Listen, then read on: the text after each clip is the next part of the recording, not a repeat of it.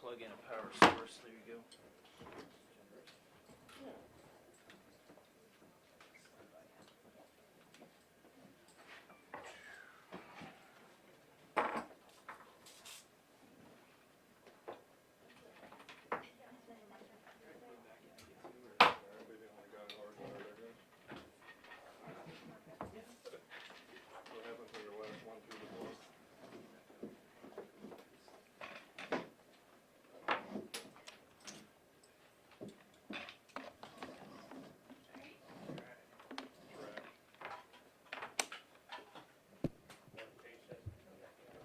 Oh, are you guys already up?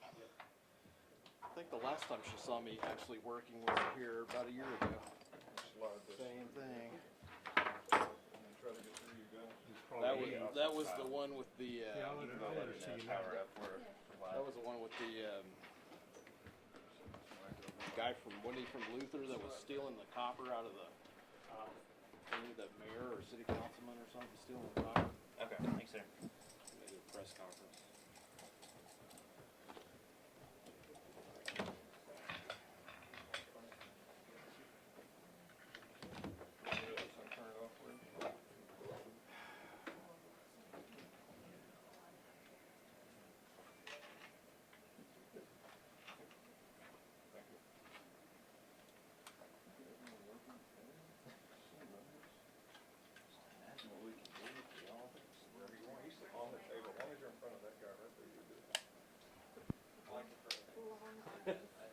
She likes to catch.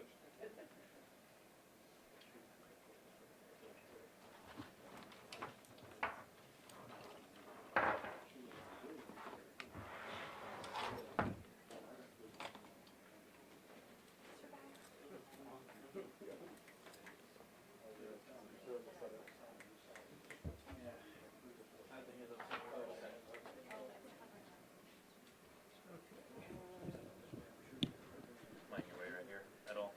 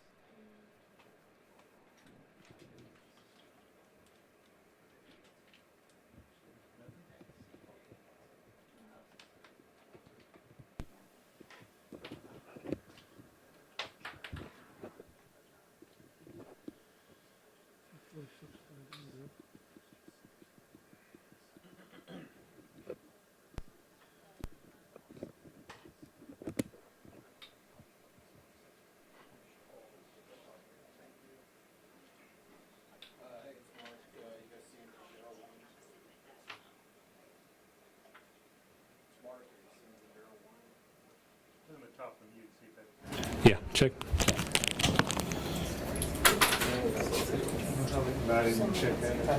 This is just double check you guys have still got one phone. Okay, check 1, 2, 3, 4, 5.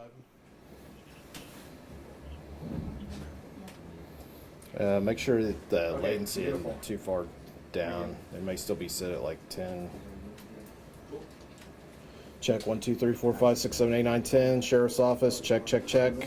1, 2, 1, 2.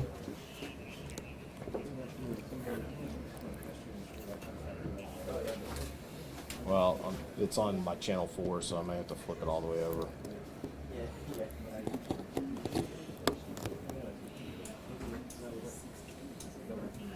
Check, check, check, check, check, check, check.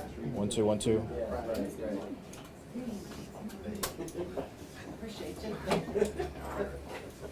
Well, I had that was in that mic. Didn't do it? Okay, hang on.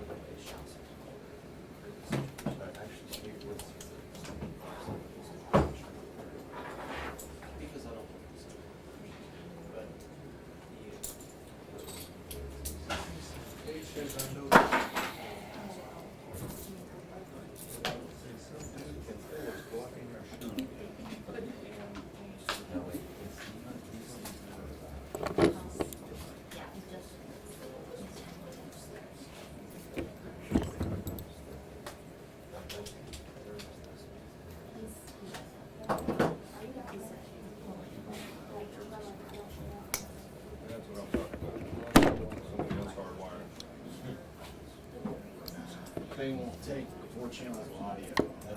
So,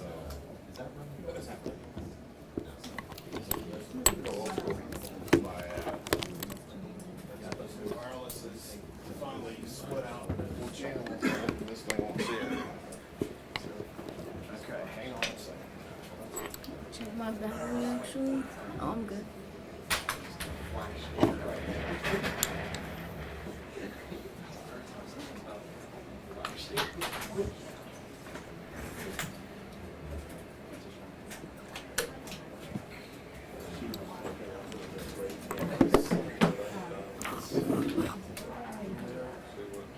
Can you just have it now?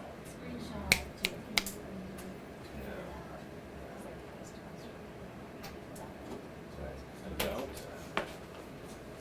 Okay, there you go. You got it. You're in there. Bye.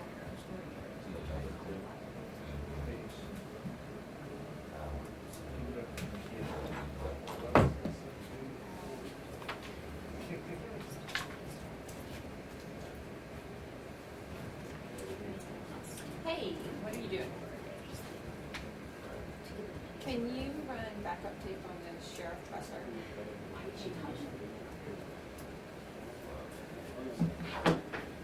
You should be able to get it from anybody. I've got a mic set up here and it should be fine. I'm just double checking.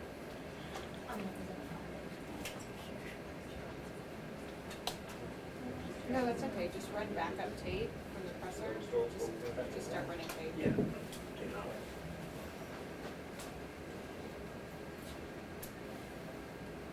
Yeah, so it'll be live streamed.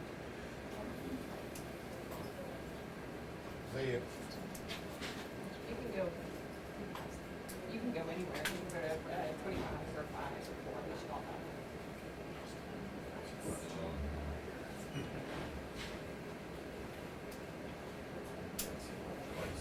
Yes.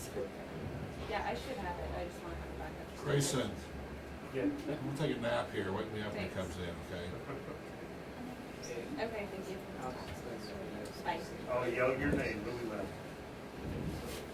Thanks for the tickets, by the way. It's, just like that. Just nice.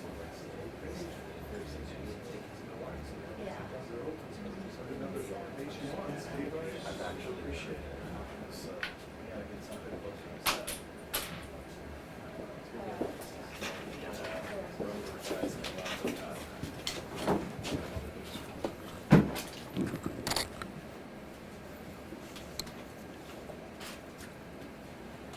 Everybody ready?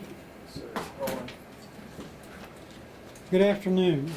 Let me first say how glad we are that the threat to our citizens from a madman is over. I also want to comment on what law enforcement working together looks like. It looks like the past week with coordinated work of so many agencies. And let me just quickly identify them. The Oklahoma County Sheriff's Office, the Lincoln County Sheriff's Office, the Beckham County Sheriff's Office, the Wellston Police Department, the Oklahoma Highway Patrol, the Oklahoma State Bureau of Investigation, the U.S. Marshal Service, the Federal Bureau of Investigation, the Oklahoma County District Attorney's Office, the Lincoln County District Attorney's Office, the Beckham County District Attorney's Office, and all of the city and county agencies that became involved in the manhunt, including Dewey County Sheriff's Office, Roger Mills County Sheriff's Office, the Ellis County Sheriff's Office, the Custer County Sheriff's Office, and so many more agencies that I'm unaware of. I must also, and I think we all should remember the victims of this past week. Wellston Police Officer Sean Stewart, who was shot in a shootout. Wellston Police Officer Jim Hampton, who was shot in the same shootout. Jonathan Chenard, an unharmed carjacking victim in Wellston. Jamie Harney, another unharmed carjacking victim in Wellston. Holly Ahern, a lady sitting on her porch who was shot while Vance was leaving the scene of a carjacking. Ronald Wilkson, who died at the hands of the madman. His wife Kay Wilkson, who died at the hand of this madman. Randy Frost, shot during a carjacking attempt in Sayre. An unnamed farmer whose truck was stolen near Leedy. And Sheriff Clay Sander, the Dewey County Sheriff who was shot while making a traffic stop. The crimes that we know of, but may not be limited to yet at this point in time: 2 murders, a carjacking, an attempted carjacking, 3 stolen vehicles, 5 people shot, including 3 law enforcement officers, the attempted murder of several law enforcement officers during and at the end of a pursuit. As we remember, the entire ordeal began on Sunday, October the 23rd, in Wellston, then proceeded to Luther, and then to Sayre. It ended a week later near Leedy. An arrest warrant for the 2 murders was obtained on Monday morning, and at that time assistance was requested from the FBI and from the U.S. Marshal Service. That request brought a coordinating command post, additional manpower, and technology into the manhunt. What we didn't know at the time was that there was an additional stop that Vance made at a home in Oklahoma City after the murders in Luther. Based upon great law enforcement work, Danny Roach of Oklahoma City was identified as having come in contact with Vance immediately after the murders in Luther. On October the 28th, law enforcement officers interviewed Roach about him having seen Vance immediately after the homicides occurred. He admitted that Vance came to his home and that Vance told him to look at his Facebook page to see what had just happened. Roach admitted he was unaware that he was aware that Vance had just been in a shootout with law enforcement, and he also knew that Vance had just killed 2 people. Roach said that Vance described cutting the wrong side of the neck of one of his victims, then having to cut the other side as well. Roach also said that Vance stated he killed the female after she had lied to him. Roach also said that he provided Vance with medical bandages to treat wounds he had received in the shootout with law enforcement, and also admitted providing Vance with 2 30-round magazines, which Roach taped together for Vance. The 30-round magazines were for an AK-47. Roach then said he traded Vance a different AK-47 rifle with a shorter barrel that would provide him a better tactical advantage. And he traded that for the AK-47 rifle that had been used in the shootings in Wellston and in Luther. This rifle, this is the rifle believed to have been used in the new rifle that was given to Vance is believed to have been used in the shooting in Sayre and also shooting the sheriff in Leedy, and also with the shootout with the OHP. Roach said that he was then a lookout for Vance while Vance was at his home, and that while Vance was starting to leave, a police car drove by the front of the home. Roach continued to be the lookout and finally told Vance that it was clear for him to drive away from the home. Based upon all of the information that was acquired during the investigation and the interview, Roach was arrested and booked into the Oklahoma County Jail early Saturday morning. Charges were accepted by the Oklahoma County District Attorney's Office today. The AK-47 rifle used in the shootings in Lincoln County and Oklahoma County was seized and will be processed by the Oklahoma State Bureau of Investigation. The Mitsubishi that was stolen from the murder scene was also recovered. It will be processed by the Oklahoma County Sheriff's Office. Danny Roach lives at 3824 South Hudson in Oklahoma City. He is a white male, age 34, and as of just a few minutes ago, he has been charged with the following crimes: 2 counts of accessory to felony murder after the fact. 2 counts of possession of a firearm after a former felony conviction. And also shooting with intent to kill being a principal to the shooting that Vance did. Bond has been denied to Mr. Roach. Any questions? Sheriff, what was their connection? Were they friends? Was he his drug dealer? He got, Roach has drug convictions in his past. What was the connection? At this point in time, I'm not prepared to answer that, the connection.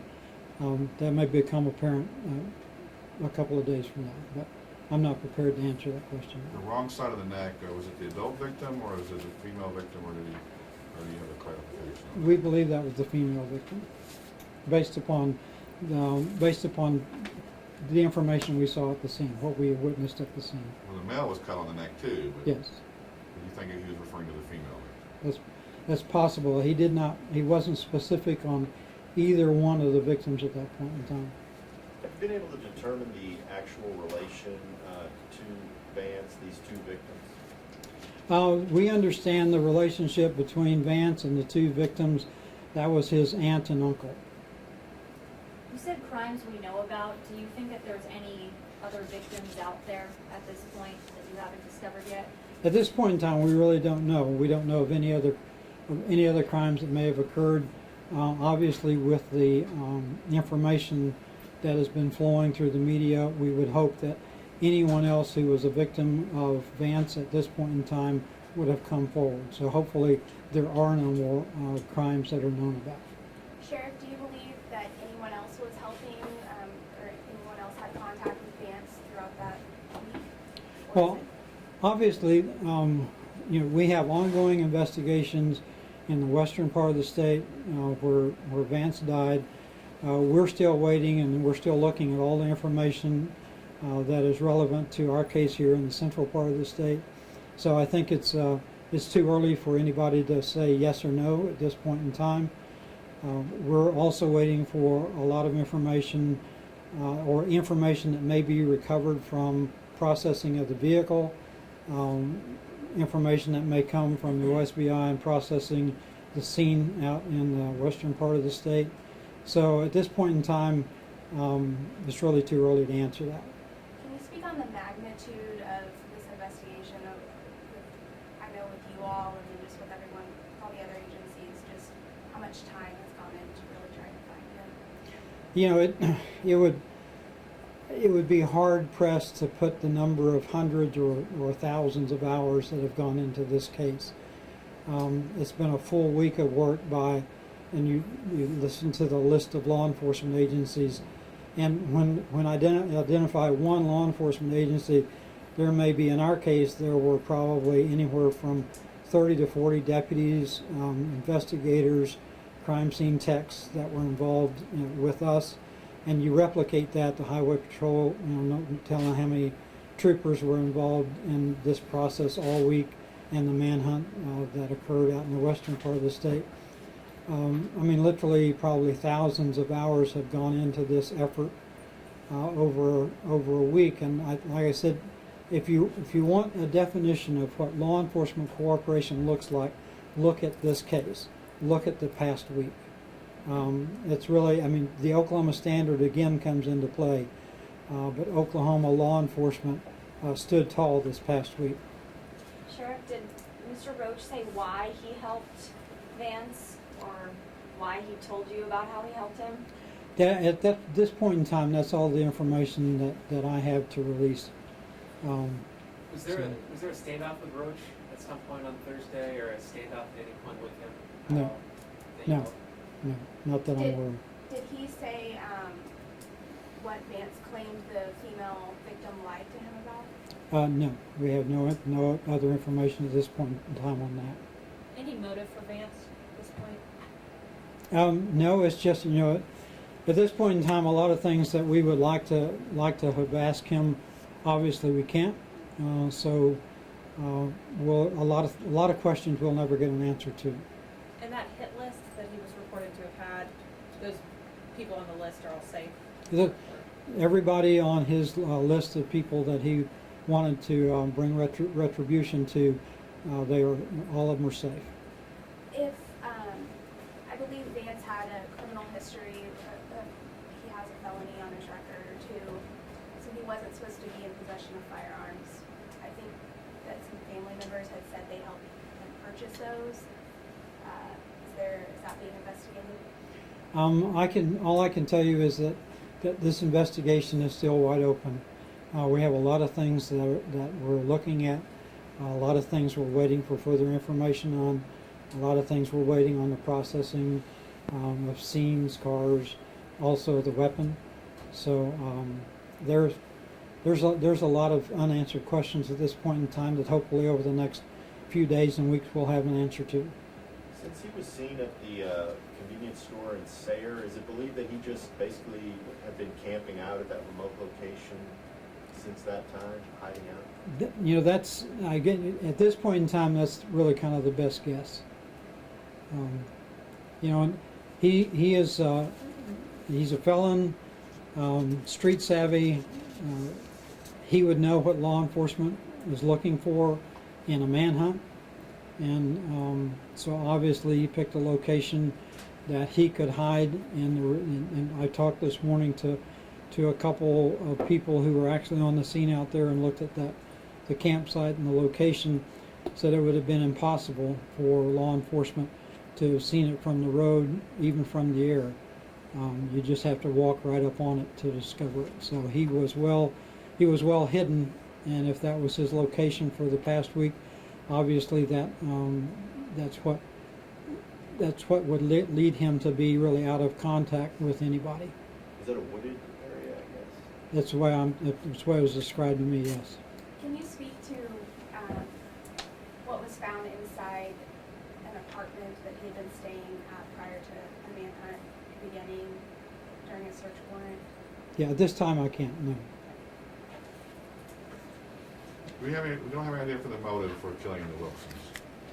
No, the only conjecture was that it had something to do, whether they were on a witness list or not. We understand they were not on the witness list, but had something to do with the case that he was involved with in Lincoln County on the child molestation, and that just came from some family members. So we have no idea if that's true or not. I guess we never will know.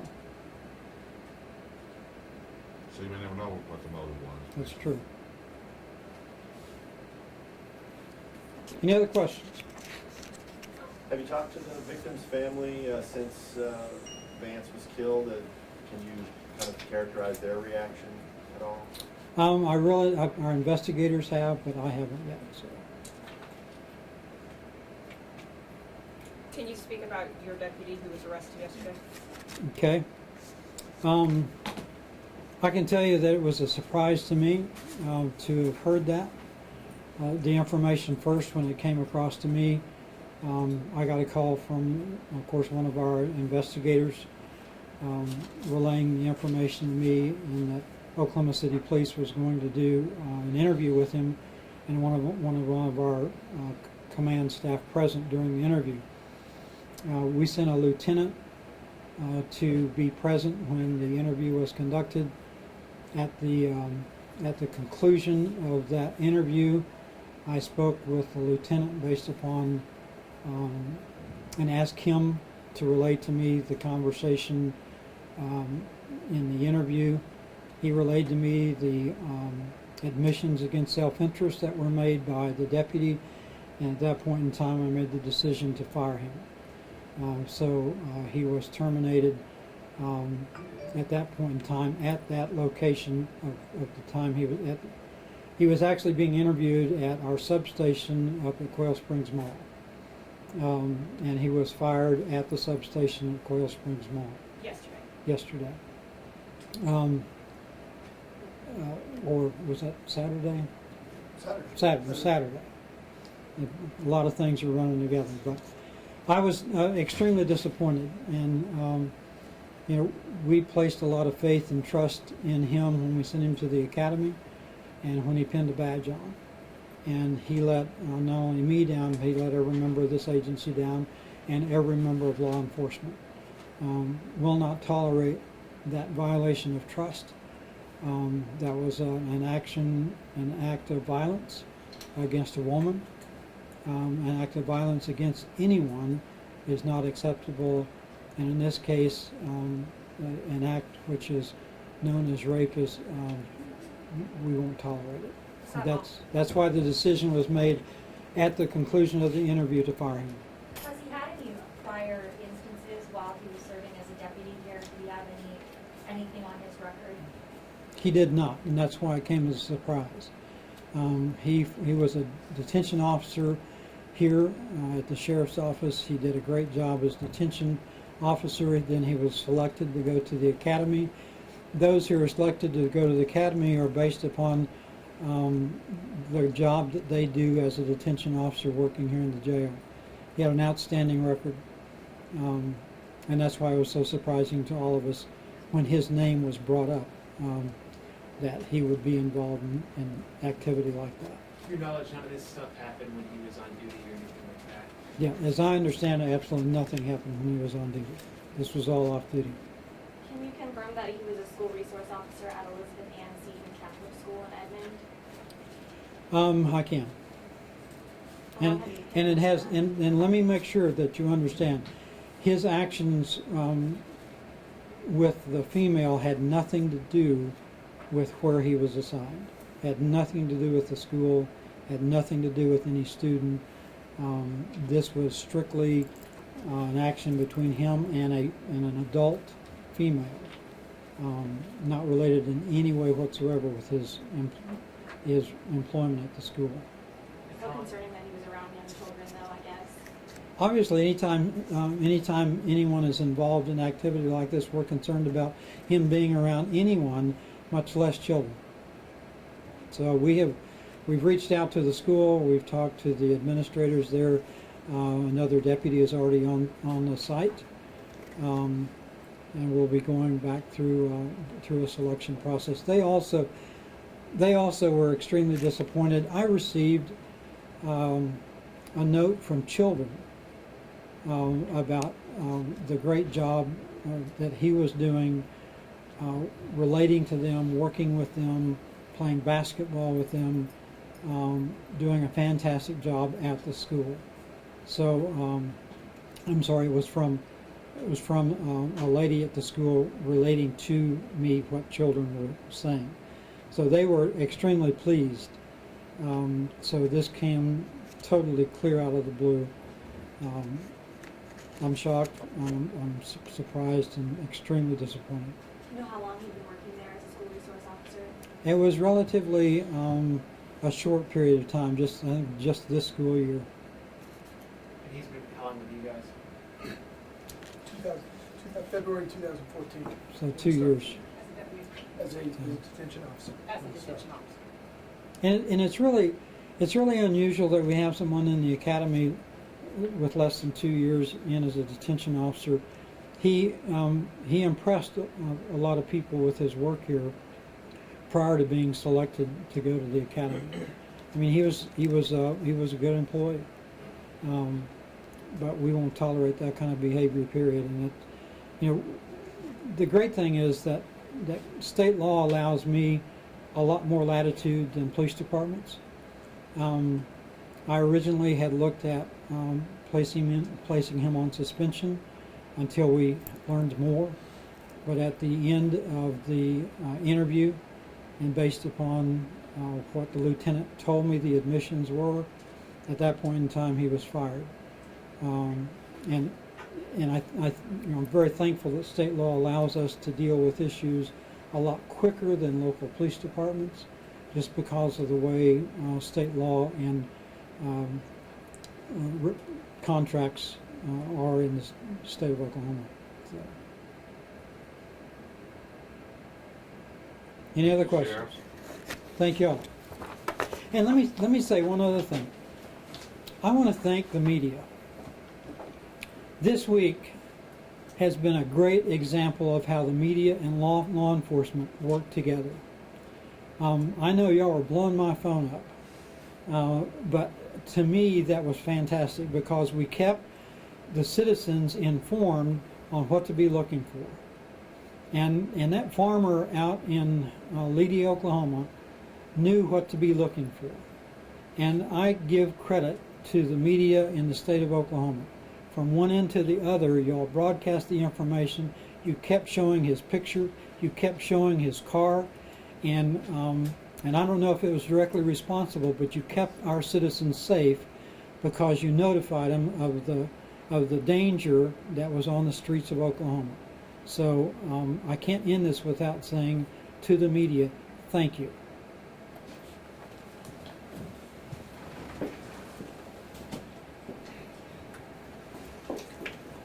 Just copy the PC down there and also his speech.